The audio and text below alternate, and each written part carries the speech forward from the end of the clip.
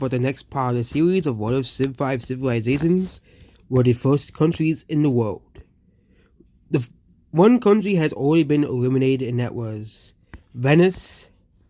I don't think anyone will miss Venice, but because Venice and every AI only Civ battle, they don't really do anything as well. We're also going to try to make the series realistic.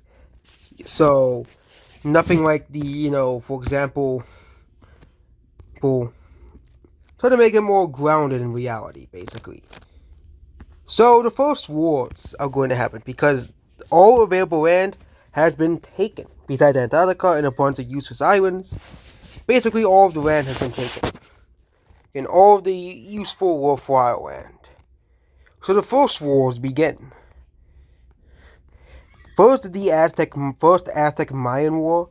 The Aztecs, because of their much stronger military and population, does invade the Mayan lands here. They go all the way up towards the capital. But this causes them to get into this causes the capital be surrounded, as the Mayan military is significantly weaker as well, but a lot of the Mayan military from South America starts to pour up. Again, so the Amazon is not really a populated area, same thing of these areas, but they do make up for the lack of population. They do make up for this, for the population here. So a bunch of troops arrive from South America. They actually cut off the Aztec troops, and this is a shock to the Aztecs. Despite this, the Aztecs have a pretty big military, but the military generals are not too smart. And basically, half of the Aztecs military is right here. They cut off the military, and they, suffers tremendous losses. They start to push back here, all towards the border. As things couldn't get worse for the Aztecs, the Sassoni declare war on them to take this land here. So the Sassoni declare war to take this land here, and they start pushing into a lot of these northern provinces here, and also there's a lot of U.S. settlers here, and they break off to form the country of Louisiana. This is a pretty bad blow to the Aztecs. Again, we're still in the very early eras of Civ 5, but basically, this new country is forming, and this looks pretty bad for the Aztecs. They sue for peace at the very end here, and the peace treaty looks like this. The Sassoni will gain a lot of this land here. Also, Louisiana will be a fully independent country, mostly under the watchful eyes of the U.S. So, their capital will be right here. And we said there'll be countries becoming independent countries as well. Just because it starts off with a bunch of civilizations doesn't mean other countries can exist. Civilizations can be revived as well in the future as well. Next is another European war. So basically, this is the France versus the Netherlands. So France starts to advance towards the Dutch territories up north here. France has a way bigger population and military, so this was bound to happen. But Germany and Austria also go on to this war. Austria wants the Alpine areas here. This puts the Dutch in a bit of a pickle. This puts the Dutch in a bit of a pickle here, as this area is cut off, and Germany and Austria also declare war shortly after France, taking the opportunity to seize some more land.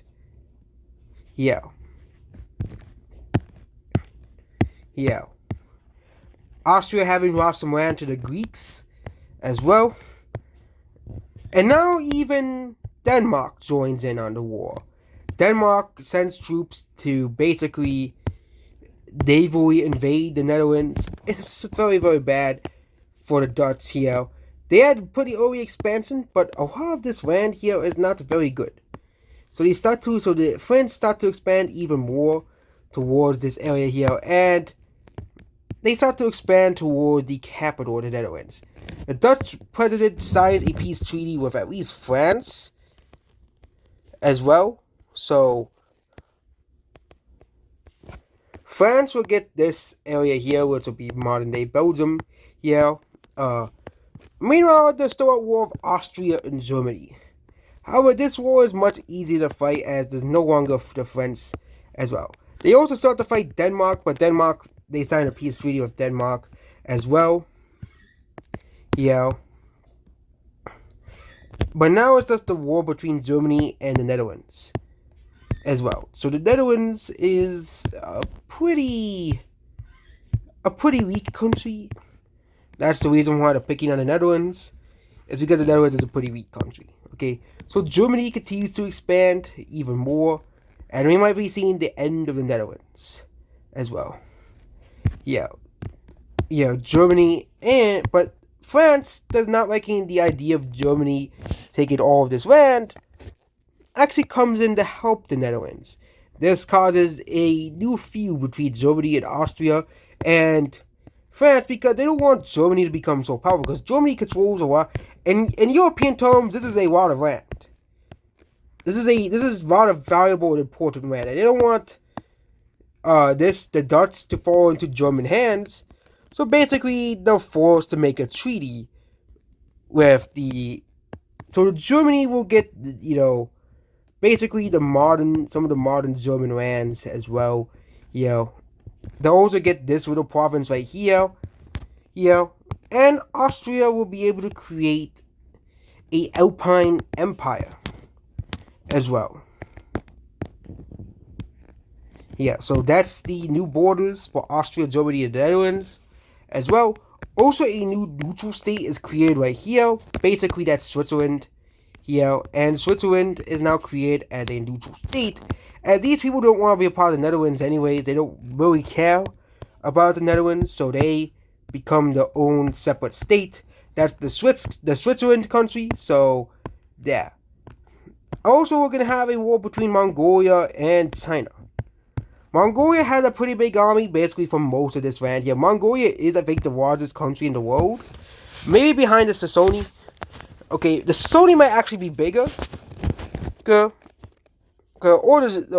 Russia could be bigger, or Korea. But I think, among the biggest countries in the world, Mongolia, they don't really have a lot of population, but they are very military brutality. So the Mongols start to invade China at a rapid and alarming rate here. And the countries were trying to replicate the Civ 5 colors here. So, we try to replicate the Civ 5 colors. So basically every country is using the basically closest to the Civ 5 colors. The Mongols start to plunder a lot of these Chinese towns and villages here. And this is pretty bad for China here. They also start to they get close to the capital as well, because Mongolia may not be doesn't have a lot of army, but Mongolia, unlike the Aztecs, have a lot of very smart military generals. Okay, they have a lot of smart military, which they employ a lot of smart tactics. Okay, the Mongol army is not dumb. Okay, like the Aztec one was. Okay, they start to invade this here. And this land here is basically being cut off here. Southern China is going to be cut off here from the capital region here. But China starts to push back a little bit because China has way more people as well. The sheer numbers advantage China simply has is too much. But Mongolia did take a lot of land. And China has a massive front line along with Mongolia here.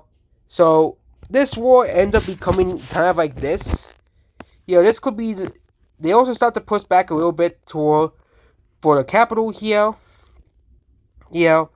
But Mongolia took a lot of land from China, and they kind of stalemate around here. So this is the final borders here. This will be the final borders. The borders decided in the peace treaty here, and now it's Poland. Poland wants this land from Greece. Yes, Poland. So Poland declares war on Greece. Poland starts to invade a lot of these northern Greek lands here. And Greece is pretty alarmed by this because Greece, this is the power rankings in Europe. So 1, 2, 3, 4, Russia will be 5th, and then 6th to be Poland.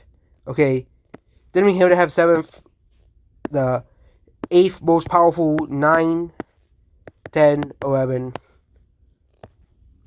12, 14, Byzantium isn't that strong. The Huns don't really count. We're not counting the Huns. 14, the Netherlands, and 15. Basically, they're not very. And 16 will be. Coast is, I think, the weakest country in Europe because they don't really have a lot of population.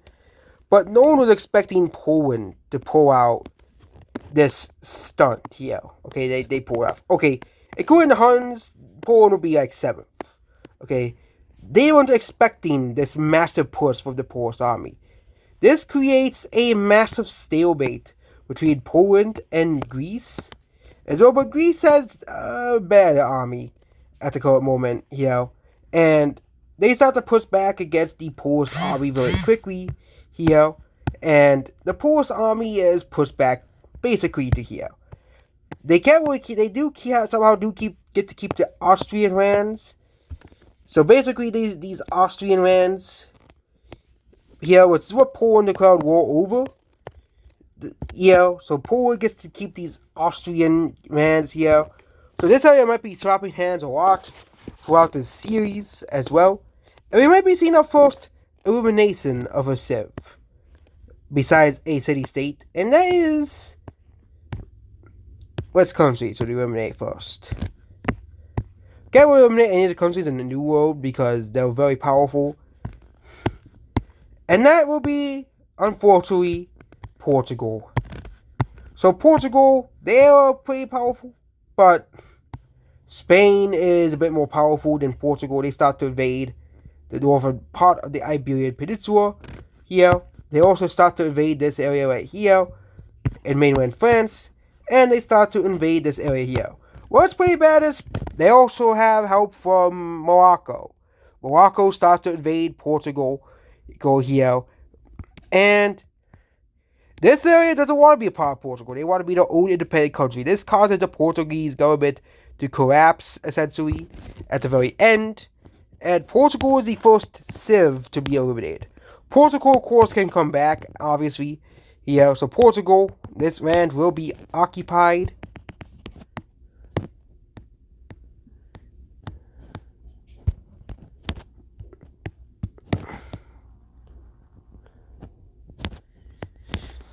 But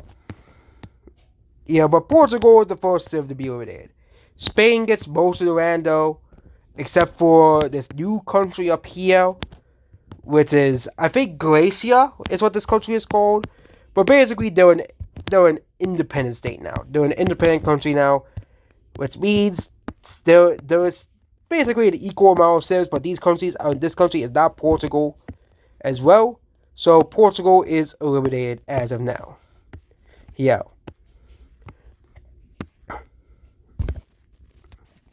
Now it's the first war in the Middle East, and this will be the last war of the video. This is the war between Assyria and Babylon. So Assyria wants to have control over the river, but Babylon, they're much more technologically advanced than Assyria, but Assyria has basically a very large military. And they want to expand Assyria towards Persia. Okay, they want to basically, this is the goals of the Assyrian king. They want to expand all the way to down here, but Babylon is in the way. So they start to invade Babylon very quickly. Babylon's shocked by the invasion, kind of like how the Russo-Ukrainian war was. But this war reaches a limit here. This is because that was most of the unpopulated areas of Babylon. And Assyria is about to make a fatal mistake. Underestimate a country that's more technologically advanced than you. Yes. So Babylon has been researching a lot of technologies, and this is what screwed over Assyria. So Assyria is being pushed back massively despite the bigger army, is because the technology on the other side is far, far better. Arabia, which is not a very technologically important country, also starts to invade southern Assyrian land. Yeah.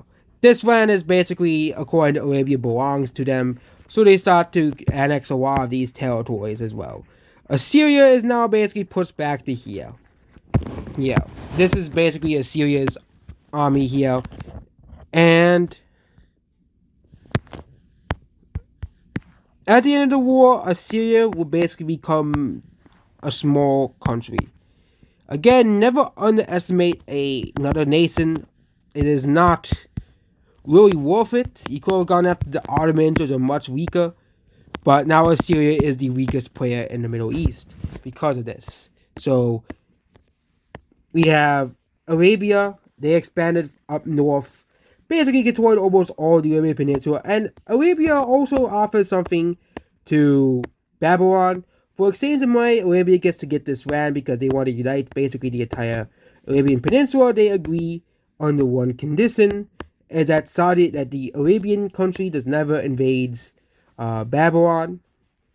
And they basically create this border here, which is a generally agreed upon border with both civilizations. So Arabia and Babylon, they agree on the border, and this is gonna make the Assyrians very angry, because the Assyrian king wanted to basically expand all the way here. The people were not too happy about it, which means Assyria enters a civil war.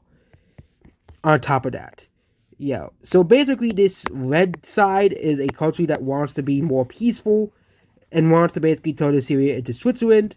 So you start a massive, massive war that lasts decades. This is the first civil war in the world, and this is a very bad and bloody, brutal civil war.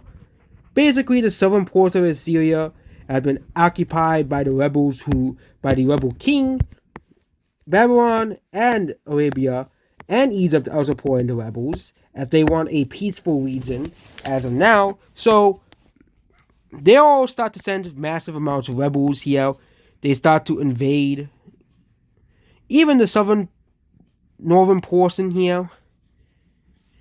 And they start to go up towards, and the Assyrian government flees to here. But they capture the Assyrian leader and kill him. Assyria will be saying the same color, but they'll just be having a different leader. This leader will be much more democratic and much more diplomatic with other countries as well. And that is it about this video. So yeah, nothing really happened in the Americas besides Louisiana. Besides the Aztecs not doing too well against the Mayan army. And yeah, that's about this video here. Goodbye.